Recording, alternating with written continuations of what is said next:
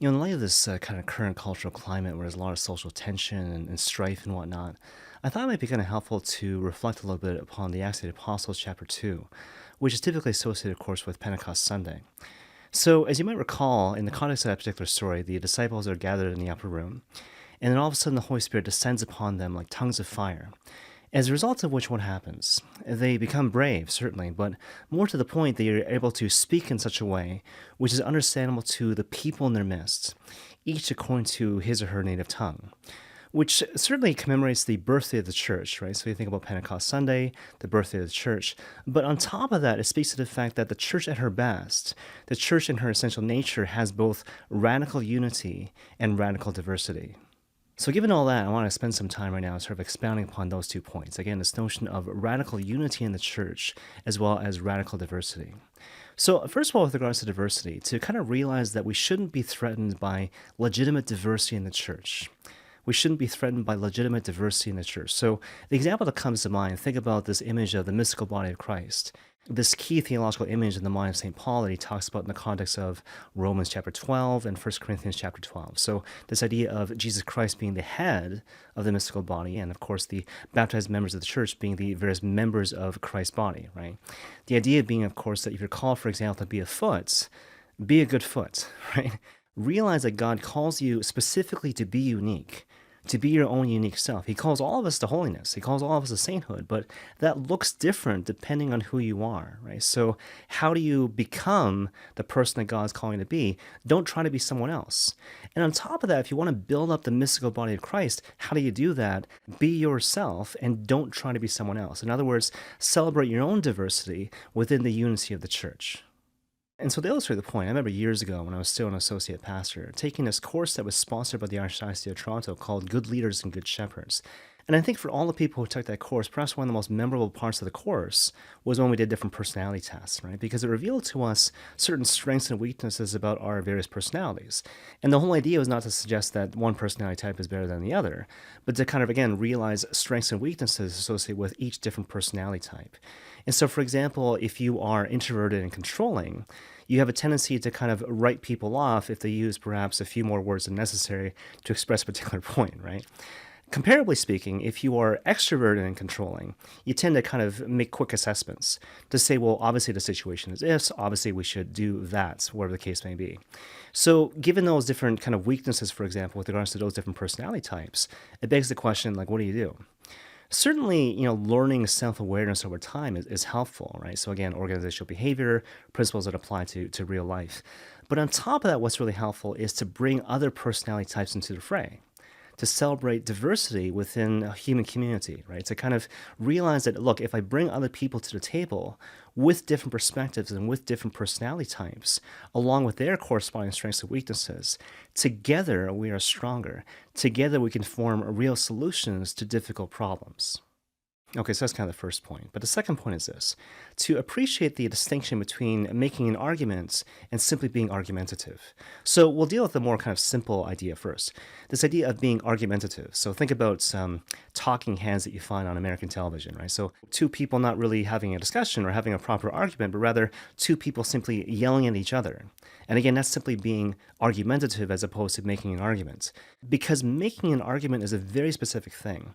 It involves the use of premises, reason or logic, and a conclusion, right? So to use a really easy example, Socrates is a man.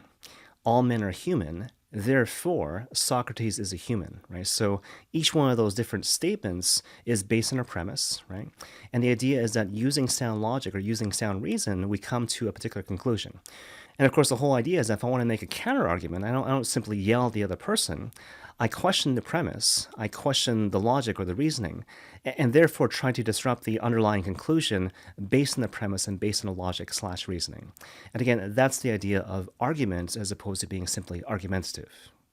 Now, how this applies to us practically speaking, let's say you're talking with someone, and all of a sudden that person says, well, look, I'm offended by your comments, or I'm upset, or I'm mad. Well, in the words of Richard Dawkins, I'm still waiting to hear your argument, right? Now, you might not say that because it might kind of escalate the thing unnecessarily, but the principle still applies. To make sure that the conversation or the dialogue doesn't descend to merely being argumentative, but remains on the level of logic and reason, otherwise known as arguments. Okay, now the third point with regards to diversity is basically this: to realize that the celebration of legitimate diversity in the world actually leads to creativity within the context of the human family. Okay, so now the example that comes to mind, Pope Francis. So obviously, as you know, sometimes Pope Francis gets in a lot of trouble by making kind of off-the-cuff remarks in the context of, say, secular interviews or on airplanes and whatnot. But I think what he's trying to do is that he's trying to stimulate creative dialogue and creative solutions in the context of the messiness of the world, right? So I don't think he's just saying these things like just because, right? He's trying to provoke people to think about these things. Again, to think creatively, given the great complexity of life and the various problems contained therein. And in fact, it's kind of interesting. Pope Emeritus Benedict XVI did something similar a couple years back, right? So think about when Pope Benedict was Pope. He made this really provocative statement where he said that if a male prostitute decides one day to use a condom, that is, in a certain sense, a first step towards taking moral responsibility. Now, as you might expect, at the time, the world kind of went crazy, right? Kind of asking questions like, is the Vatican now advocating the use of contraception? Or, does it matter in an example whether or not it was a male prostitute versus a female one?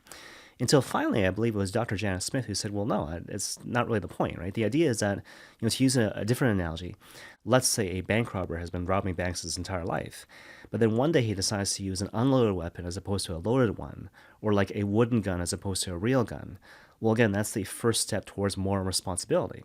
So again, it's not to say that robbing banks is okay, but it is to say that perhaps for the first time, this guy is realizing that I'm part of something bigger than myself and I have a responsibility to my neighbor and to become a person of love.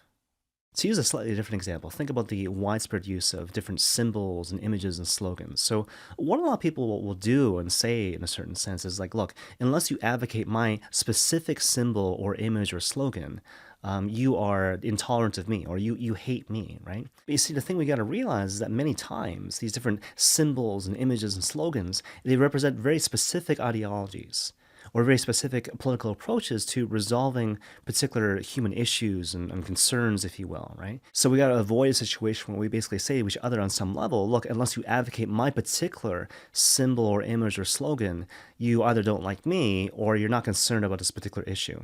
Again, realizing that many times these things embody or represent a particular approach to solving an issue, as opposed to recognizing there's different ways to kind of skin a cat, if you will. But you see, in contrast, think about the way the Catholic Church approaches things. So think, for example, of the issue of social justice. So the Church will say, for example, there are certain principles you have to observe individually and as a community, right? So think about stewardship, think about subsidiarity, think about the importance of having a living wage, think about the dignity of the human person and religious freedom. Right? So the church is saying, look, you must observe all these different principles when it comes to organizing society. At the same time, the church will not say, therefore, you must vote for this party as opposed to that party.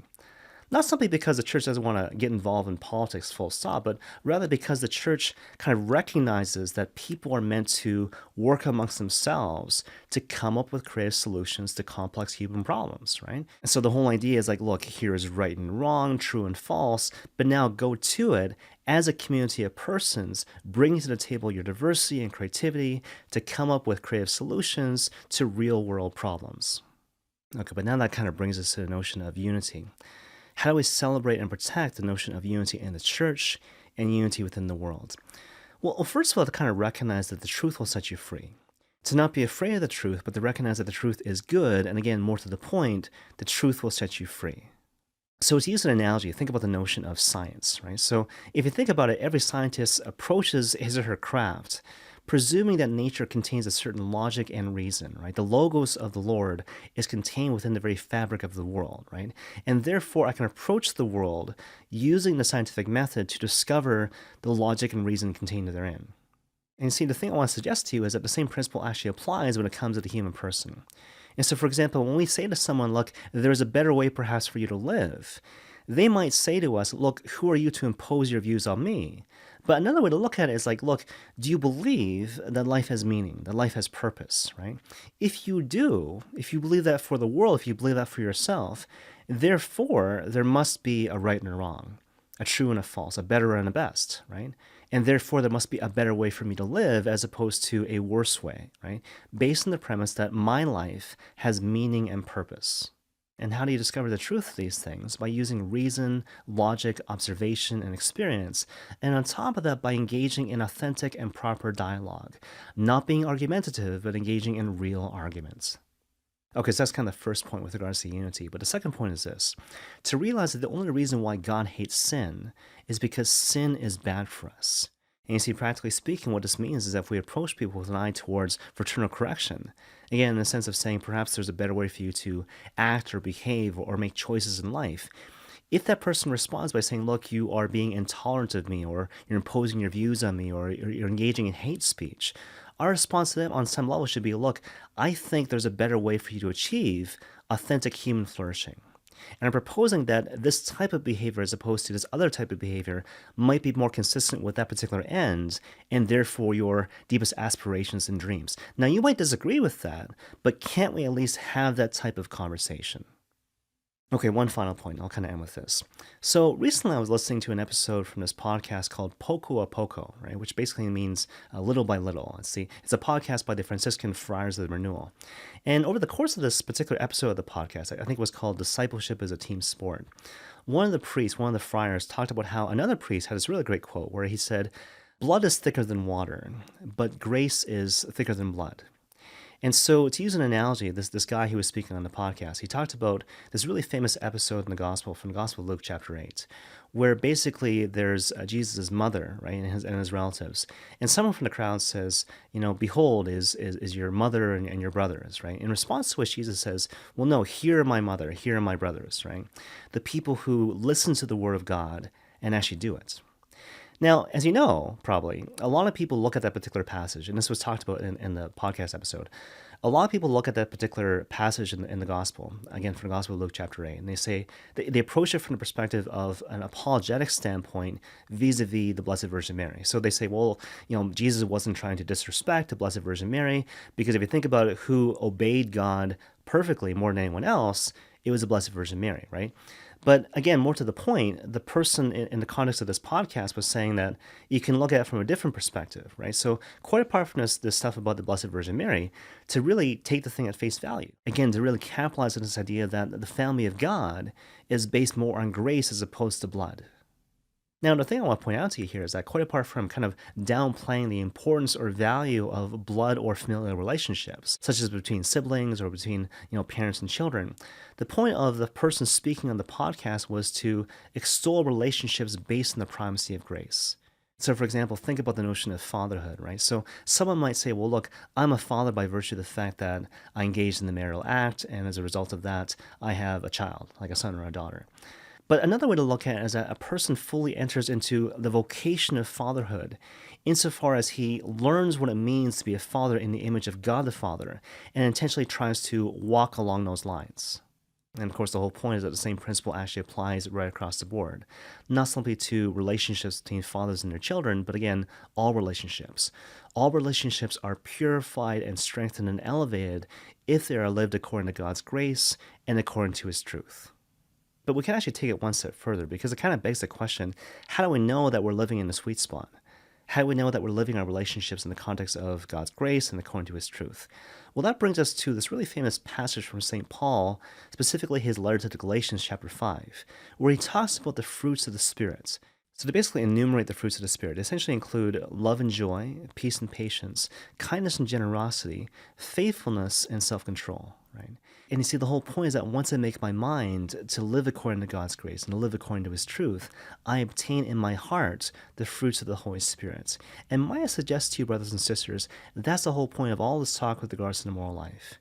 That's the point of all this talk with regards to right and wrong, true and false, striking this balance between unity and diversity, is to obtain in our hearts and in our lives, again, the fruits of the Holy Spirit, which spills out, of course, into our relationships and our friendships.